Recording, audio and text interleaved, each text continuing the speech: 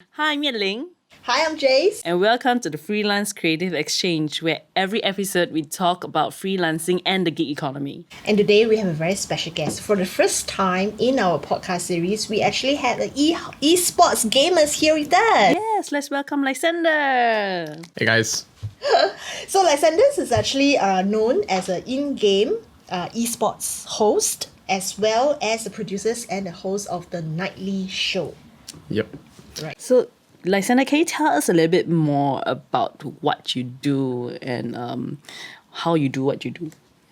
All right, guys. So I am a esports commentator slash host. So I MC for mainly esports events, but I can also do non-gaming events. But mostly I try to do gaming events because it's my passion.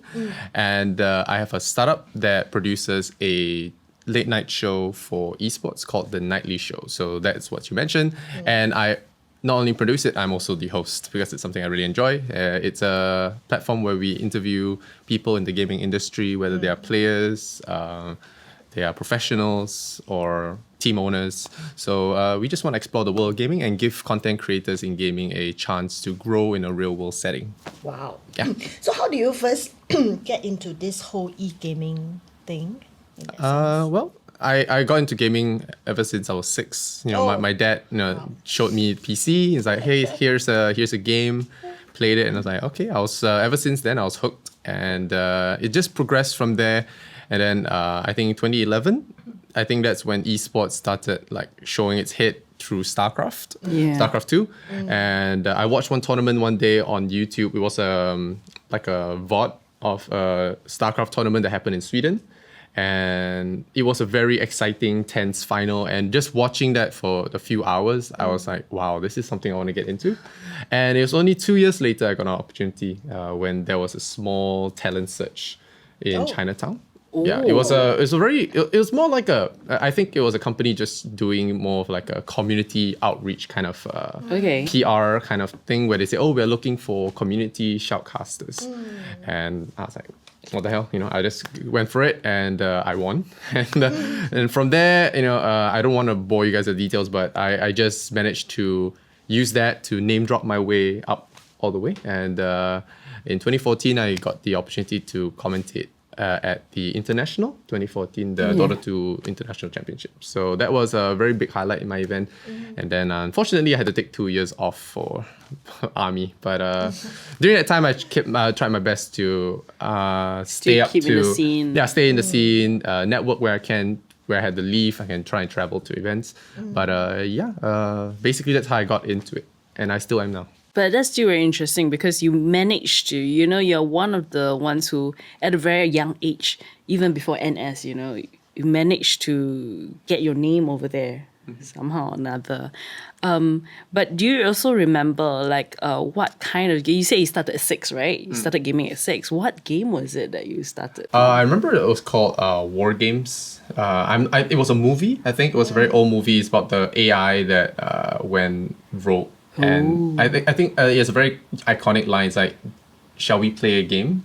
If you guys remember, I don't know. It's like a very old movie. I remember the name, the line, but I don't remember the game. So it came from that movie, and then there was this game that that my dad introduced to me because my dad was a big sci-fi geek as well. So he just introduced that to me, and then from there, we just started playing. Then all the strategy games. Back then, strategy games were a big thing, like Command and Conquer and all that stuff. So started playing those, and then StarCraft, of course, classic. And then I think there was this phase of MapleStory and RuneScape, like everyone else. And then moved on to more modern games like Dota and Counter-Strike.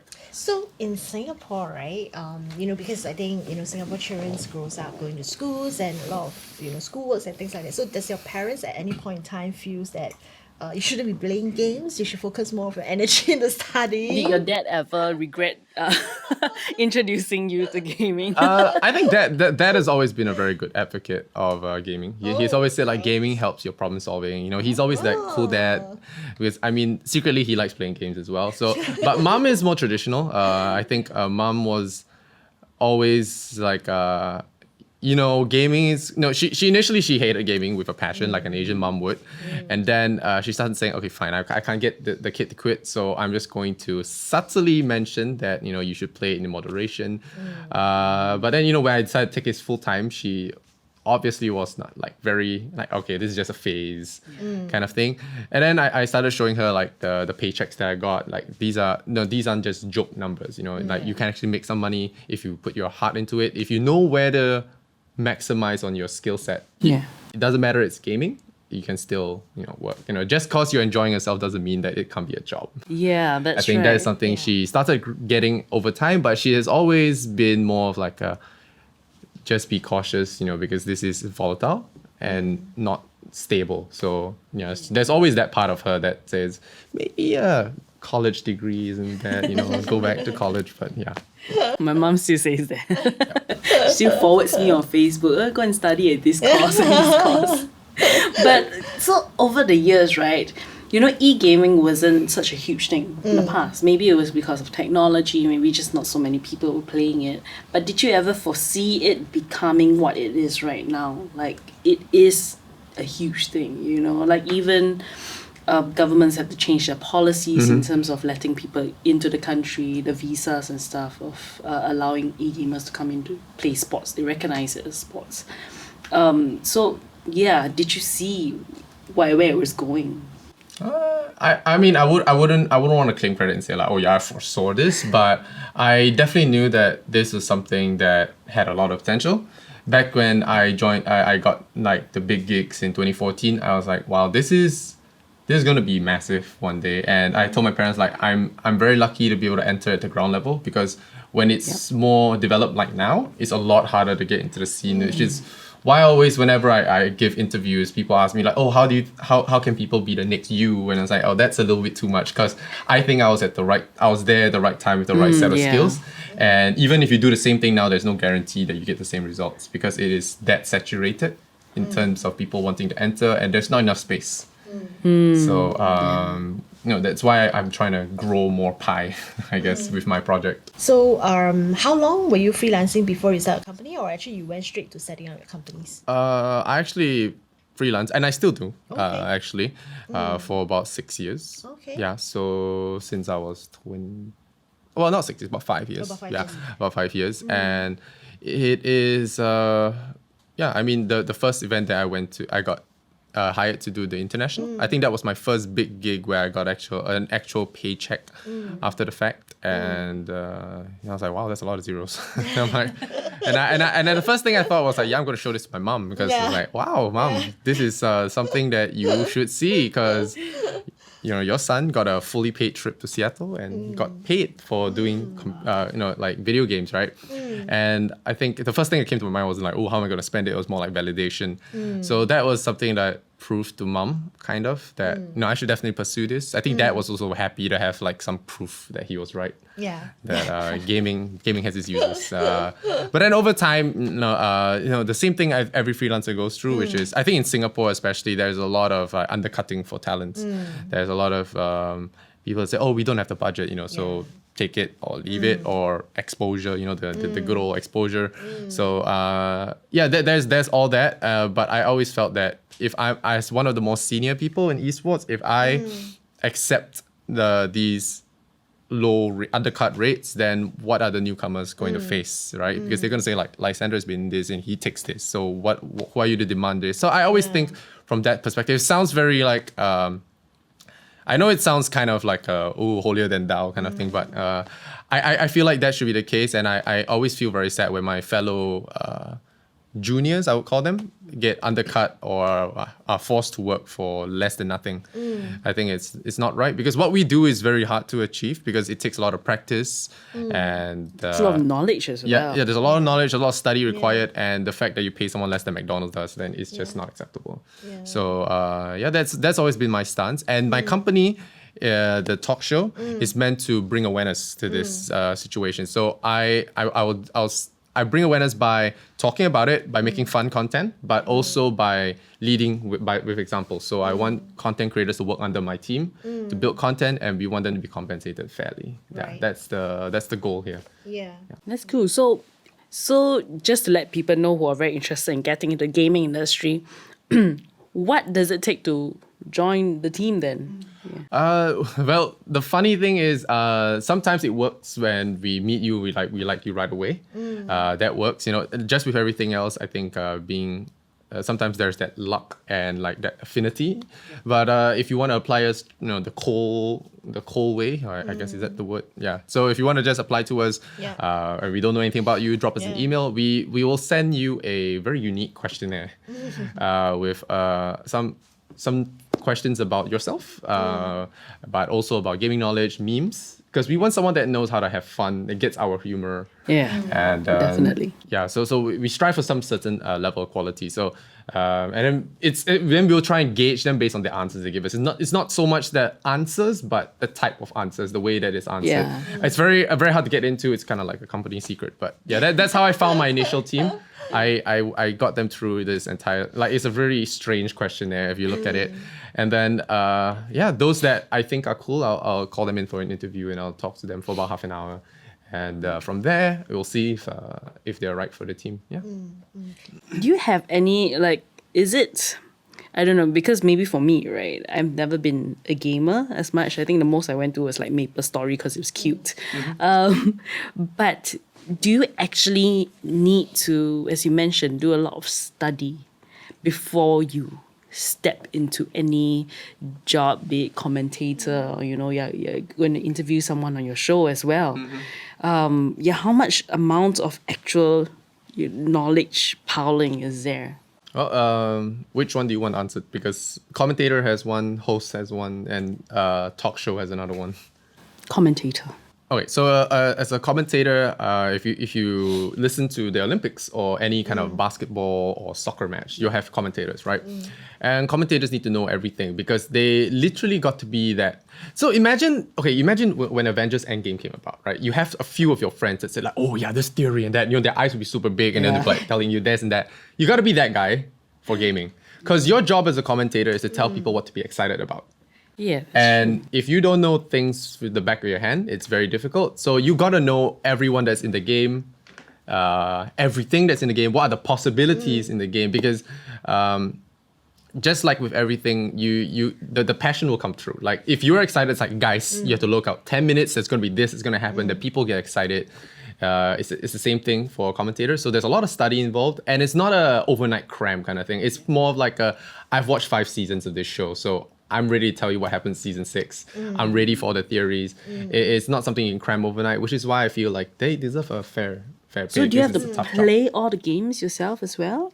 Yeah, actually, most commentators are specialized, I would say. They are either locked into one game. So if you're a Dota commentator, most of the times you are only a Dota commentator. But in more modern times, people have adapted to survive. So they've spread out to do 1 or 2 genres. So if they do Dota, they might also do some shooter games like PUBG, Counter-Strike. So but usually you have like an alignment because you have to go very deep to understand a game well. And even if you want to just be a little bit like medium and everything, you still have to do quite a considerable amount of study. There is quite a bit of learning involved. But most of the times people come in to commentating already liking the games that they'll be doing. So it's not too bad. But there is a formula, I guess. Once you cast long enough, there is kind of like a formula how to cast everything with enough lead time to study. So like for me, I can do it. I can do any game if I get like a week to play it beforehand. So currently, what game are you playing? That's a very difficult question to ask, I think. It's like you're asking me like what kind of ice cream you're eating now. It's like, I don't really know. I just eat ice cream. I can't really give you an answer. There's a lot of games that I play. I play all the popular games that are coming out, that are out. And I always try and keep up to date with everything. Will you be like the YouTubers where you will be given special treatments from the developers of the games to say, hey, we want you to Before try out launch this. kind of correct, thing. Before launch. I really wish I could do that, but that is usually for influencers and journalists, and I think I am not that person yet. But I would love to do that because early access feels cool, and it's a very big advantage when it comes to creating content. I do get early access for certain games that because I have worked with the company before, but not every game. Okay. So in your line of work, you also travel, a bit, right? How does your overseas experience like, rather not so much travel? All right. Okay. I think that's a good question. I think that when traveling, especially in the West, I get to see the success story. I just say that the esports scene in the West is a lot more stable. They have better structure. They have proper organizations that pay their players. They have better incentives. They have platforms to showcase talents. And that is kind of like seeing what the end game could be for us. We are more in the growing stages, in Asia, Southeast Asia. I wouldn't say Asia because Korea and China are good, not by but we don't count that. So in Southeast Asia, it's very fragmented. Like everyone's doing their own thing. There is no proper structure. There's a bit of there are talks of corruption and all that. So it's not stable. And but looking at in the West, I always see like what it could be. So I try to think like, okay, how can I shape it this way here in Asia? I mean, of course, taking into account Asian cultures and everything, but still the end game's the same. If this can be achieved in the West, we have the amount of funds here as well. It's just about getting the right resources to get it there. So I try and reverse engineer it. So like, how do I get to this point? Yeah. But having something to work towards is very important. If there was no example, I might give up, because maybe this is hopeless kind of thing. So traveling abroad does open up your eyes when it comes to these things. Yeah. In terms of the gamers, is there a difference between gamers in Southeast Asia versus gamers in the States or even gamers from China, right? Because esports is very big in China. So is there a difference in terms of the gamers around this regions? I think Southeast Asians gamers. Okay, when you say gamers, do you mean the professional players, like the pro gamers, or do you just mean the normal people to play games? I think right now we probably want to focus more on the pro gamers. Okay, right? so pro gamers here, I would say I can't really speak for every country in Southeast Asia, but I'll say in Singapore at the very least, a lot of them might feel very jaded. I think there are a few very good examples that are good success stories, but most of the times a lot of organizations in Southeast Asia have been reported to undercut a lot of their players because these guys have no other choice, so they just go on and then they get poor contracts, and also there's not enough support for them.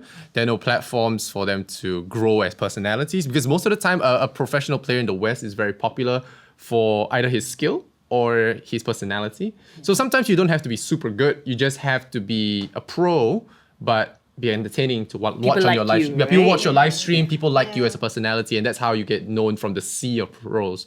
But here in Southeast Asia, I think our major lacking point is that our players don't have media training.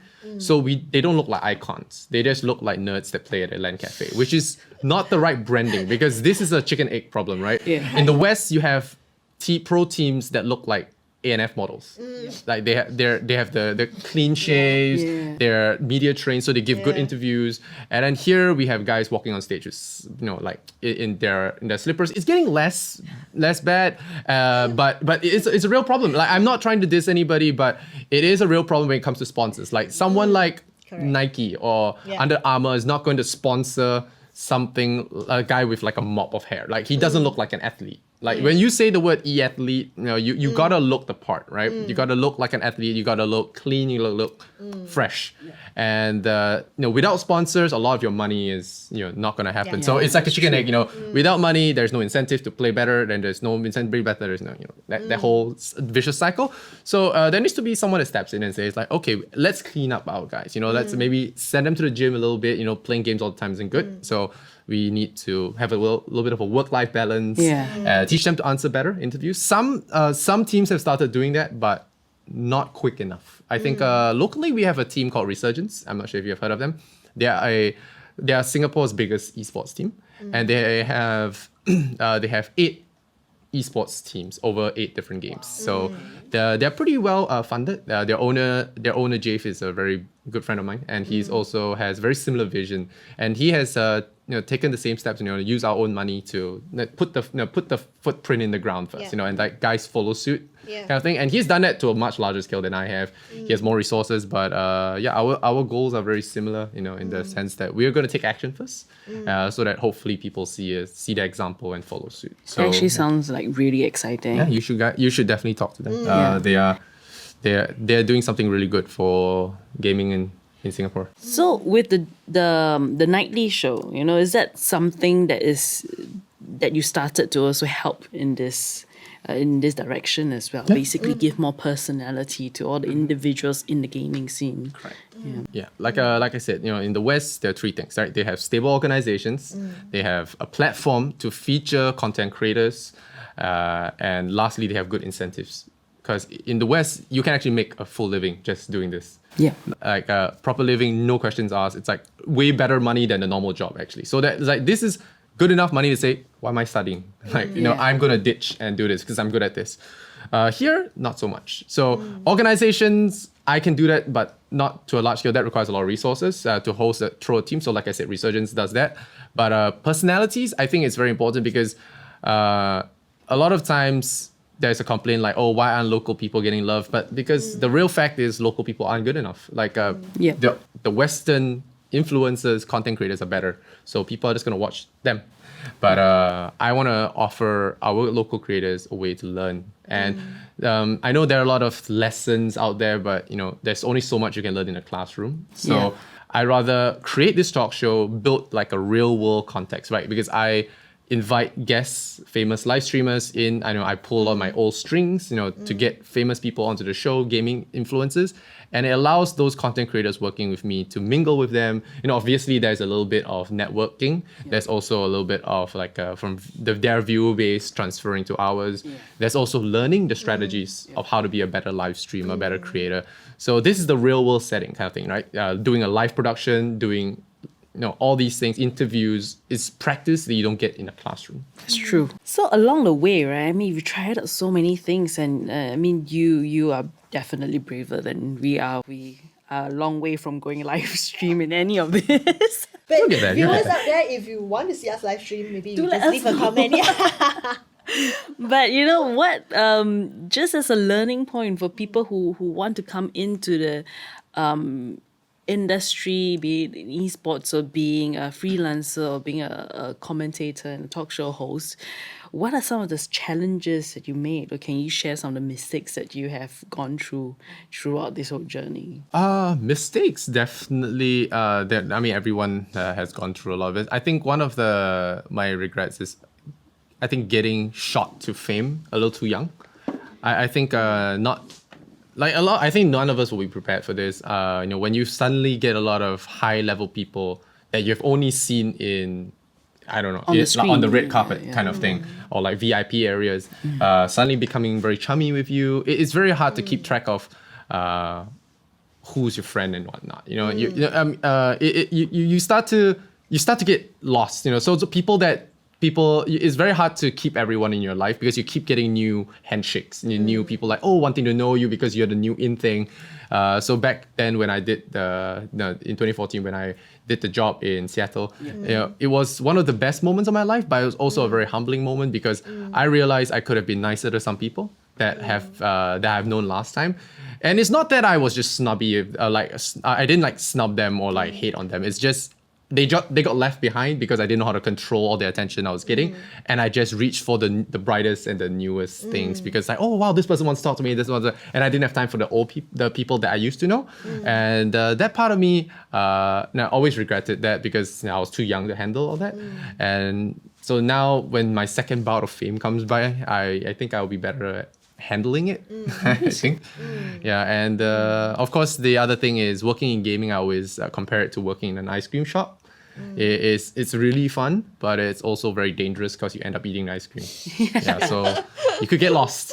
So speaking about that, how do you balance this out? Because there's such this thin line, right, between work, professionalism, and actual enjoyment of you can get sucked into just playing games. I guess that's how you get into an industry anyway, by the passion, with the passion that you have for the industry, right? But or maybe you can share with us your usual, what's a day to day? How do you actually balance it I out? don't like the day-to-day question because there are some days that I just like, yep, I wasted this day playing games. But that's what buffer days are for. But I think one very good trick I do is the cliche one, of course, is set clear goals. That's the cliche answer. I think setting goals is very important because it kind of guilt trips you when you have a goal set in mind.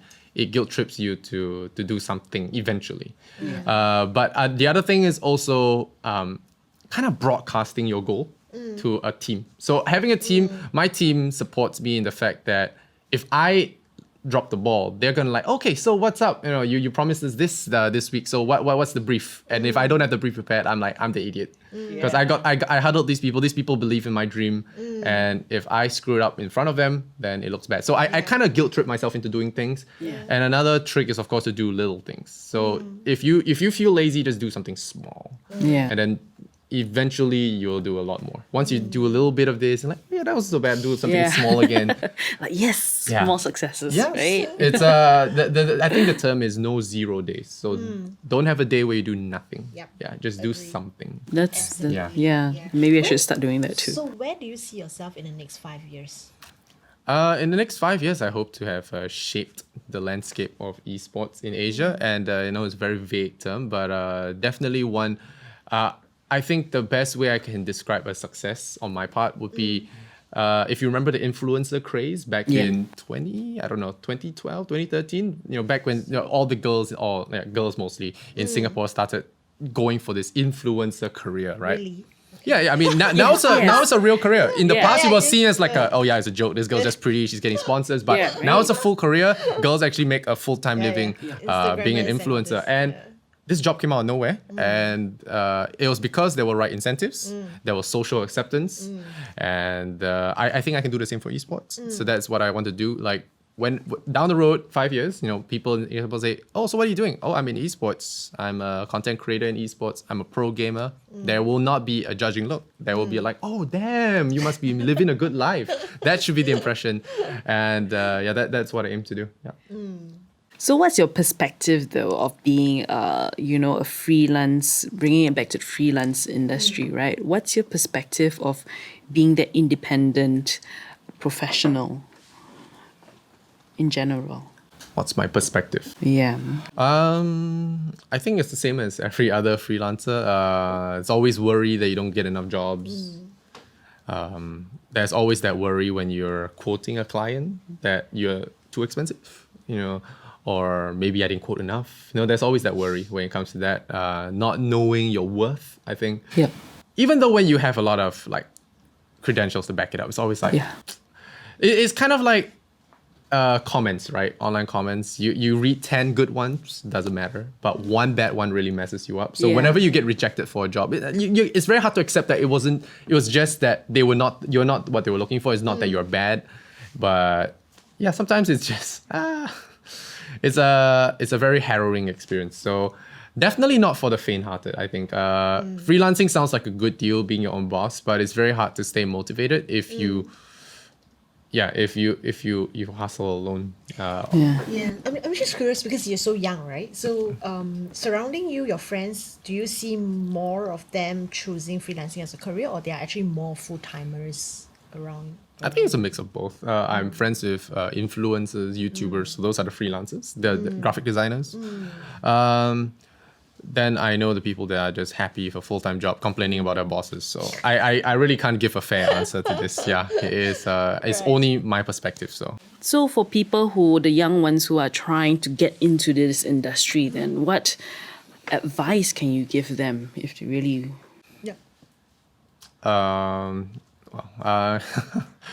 I think again, it comes down to you gotta really like what you're doing. Like you gotta ask yourself, are you doing this because you wanna play games or because you really enjoy playing games? You gotta be realistic with yourself as well. Not too realistic, but you gotta be realistic with yourself. Am I cut out for example, if you wanna be a broadcast talent, are you good at speaking to the camera? If you're not, maybe it's time to work on that. or do something else, because there are a lot of roles in esports, not just on-screen talent.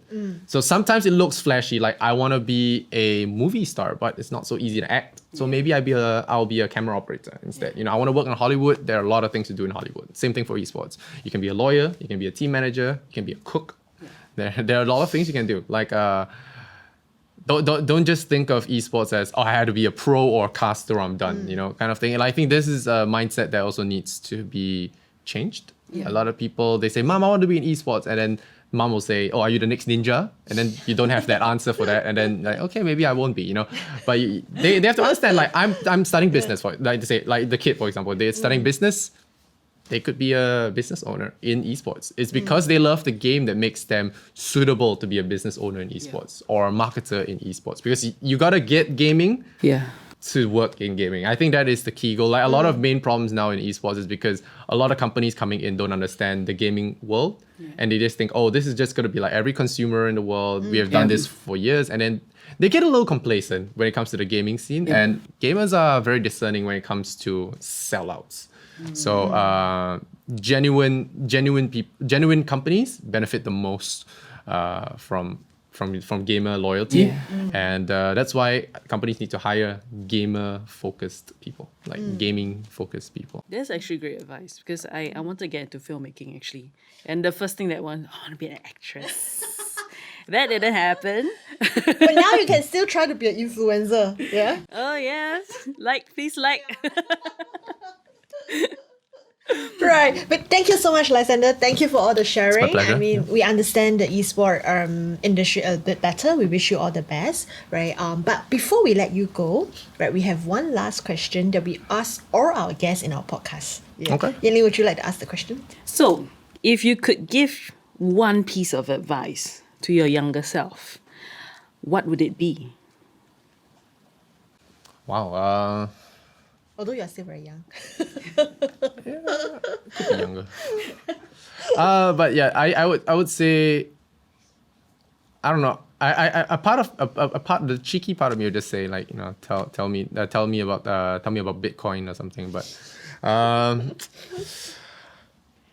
I think it's very similar to what I said about the fame thing. Learning to I wish someone was there to tell me, like, okay, this thing is going to hit you really hard, so make sure you have a stable foundation to better utilize this. Like I think I know. Like, I didn't capitalize well on my fame when I got it back in when I was 21.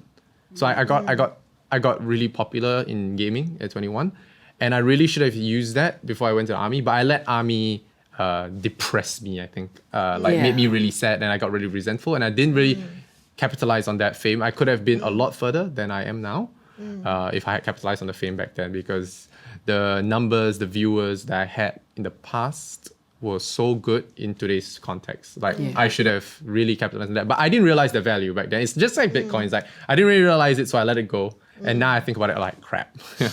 So I could be working a lot less now if I didn't mess up last time. Yeah. But I'm sure you'll get it back. Don't worry. Yeah. It's a learning experience, I guess. It shapes you. It makes you more humble. I like that you bring that out though, because as girls, we can't quite bring that up because we don't have that same experience. But NS tends to bring a lot of boys down, just for the fact that they have this in my mind, I'm going to lose 2 years of my life. But like you said, there are ways to take that and put it into advantage. But we also see a lot of males becoming more mature after NS. Right? That's true. That's why they say it's our boys to men lah, right? Well, but anyway, thank you so much, Lysander. Thanks for sharing, and thank you for tuning in to another episode of the Freelance Creative Exchange. So if you enjoyed the show, please do click on the like button or leave us a comment. Subscribe and hit the bell button so you won't miss out on our next interview. So until then, bye. Bye. See ya.